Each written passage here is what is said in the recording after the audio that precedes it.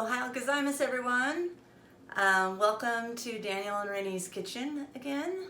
And today I'm going to be making lasagna and chicken chili, green chicken tamales. And that seems like to some people maybe a lot, but I found ways to make both of those recipes fairly easy, or at least easier. It's still a little bit time consuming. But you don't have to go fancy for it to be just as delicious as the fancy stuff. So anyways, let's get started. Okay guys, let's get started here. So what I've done is I've put a little bit of olive oil in this pan here. Right now I'm at medium-high heat. And I've thrown in some of my dried oregano from my garden. Some kosher salt, and some pepper. You just kind of want to season as you go. You can see over here, this is a crock pot that I had my roasted chicken on low all night. So we bought some chickens from a local farmer, and so I had a whole bunch of whole chickens. And so I just put one in there overnight with some celery, an onion, some salt and pepper, and just let it go all night. Excuse me, pepper's got me. Okay, so from the same farmer we also had got this beef. So this beef came from a half cow that we purchased from a local farmer. That's the way to go, people, right now, really.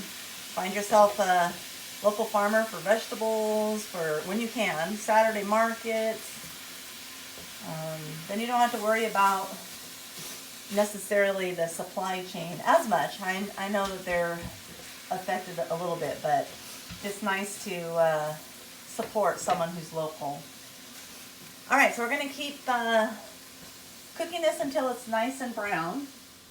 All right, everyone, so our meat is browned, and I should mention that I have 1 pound of burger in here and 1 pound of Italian sausage. And you can see here's my beautiful tomato sauce that I made this year from my Roma tomatoes. It's a roasted garlic recipe. I think I have a video out there on how I made this, I'm pretty sure. So I'm basically just going to put this in here.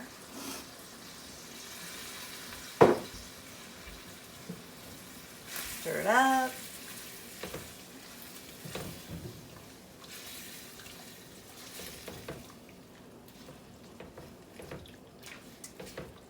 And we're just gonna heat it back up. Now I might actually, depending on what it looks like here, I might add a little bit more tomato sauce. I have, I think, a couple smaller jars that I might throw in here.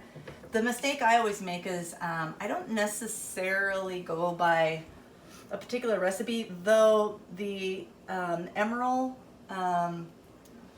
recipe that's out there is kind of the base of how I make my recipe. And the reason why I bring this up is sometimes I make too much meat sauce and the casserole dish is just overflowing. So I have to just kind of be careful about not doing that. So anyways, we'll let this heat up and I'll probably add a little bit more tomato sauce. Okay, so what we're gonna do is I put about 1/4 of the cheese off to the side, because that's what I'll spread over the very top of the lasagna. So the other 3/4 of the cheese, which is about 3 cups. I'm guessing this is about 1 cup. And I'm gonna sprinkle it with some pepper. We're gonna put, they say about 2 cups of ricotta cheese. So we're just putting one of these 15-ounce in there. It's close enough to 2 cups, I think. We are going to put in like 1/4 cup of milk, and then 1 egg.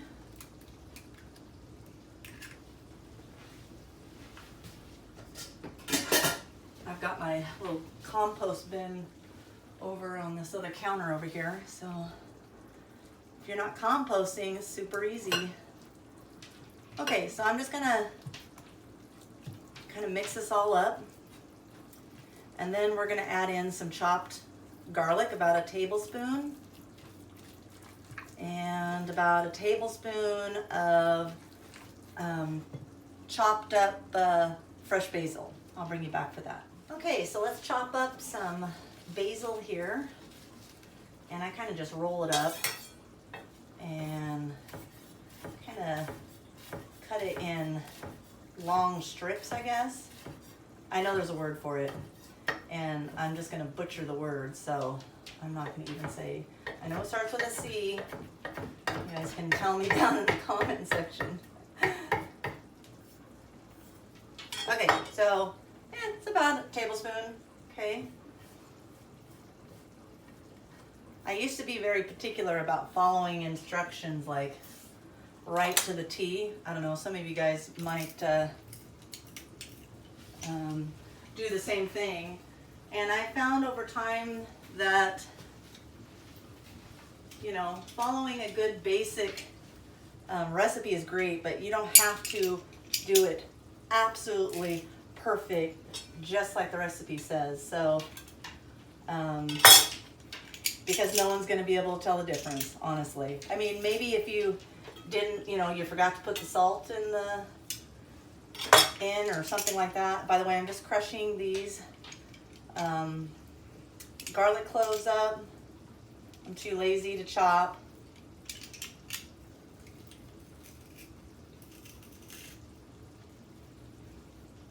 And that's about, again, like I said earlier, tablespoon.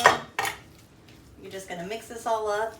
And basically, once you get this mixed up and the meat sauce is done, you're ready to start building your recipe. I'm gonna put a little bit more pepper in, or your lasagna, excuse me. You're just gonna start just layering this, and that's basically it. Then you bake it, and we generally like to eat lasagna the next day. So basically, I'm making this lasagna today, but we're gonna eat it tomorrow, because you're just gonna reheat it up after you've cooked it and let it cool down. It's just, lasagna can be so hot when you first cook it that all you are tasting is just how hot it is, basically, and you can't really taste the flavors. So if you let it cool down a lot and then eat it later, you know, like an hour later after it's been cooled for a while, then, you know, that'll help. But, you know, usually we're a little bit impatient when it comes to letting something cool down if we're hungry right now. So this is actually going to be going to a family kind of gathering. So this is what we're bringing, and some other folks are going to be pairing this with a salad, and we'll have a nice bread, and it'll be a great meal.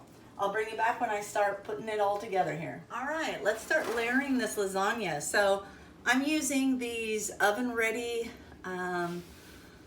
lasagna noodles, and so you don't have to cook them beforehand. And to be honest, if you just get regular lasagna noodles that are not these oven-ready ones, they'll cook in there too. You don't have to pre-cook those either. I just kind of like the length of these because they kind of fit just the way that I like them. So the first thing we're going to do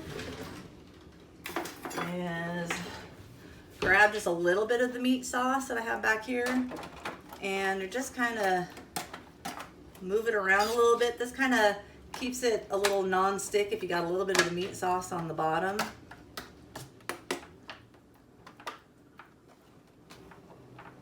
Okay, that looks good. Then we're going to layer our noodles.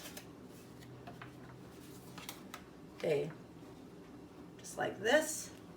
And then we are going to, I have washed my hands, but this is the easiest way to do this, is just to kind of crumble this on, about a third of it.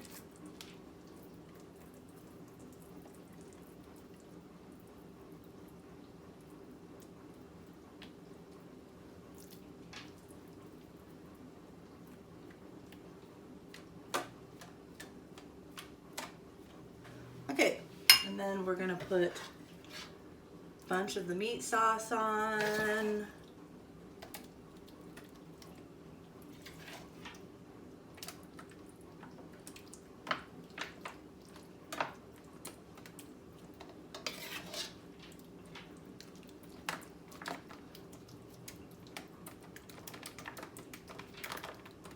Okay, and then what do we want to do next? Put a little bit of, let's see, some shredded cheese on here. Not much. And then another layer.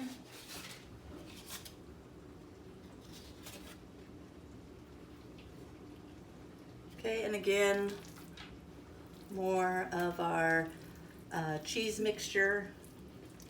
This has got the lasagna, or excuse me, the basil, and what else is in it? Garlic, our shredded cheese, our ricotta. Okay. Layer more of the meat sauce on. Okay.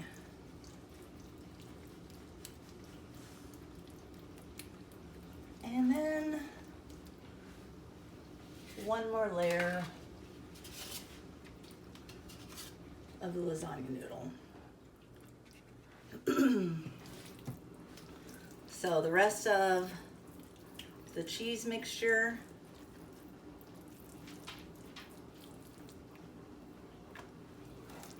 You can see the shredded chicken right here in this container behind my meat or my cheese sauce or cheese mixture.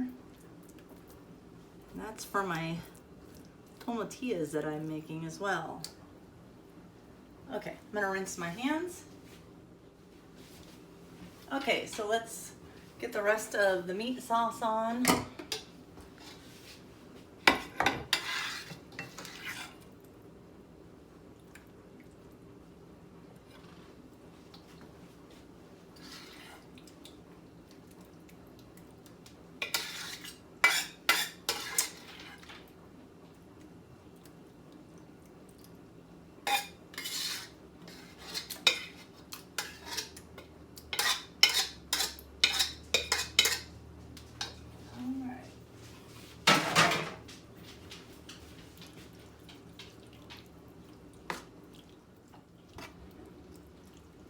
Now I usually use this glass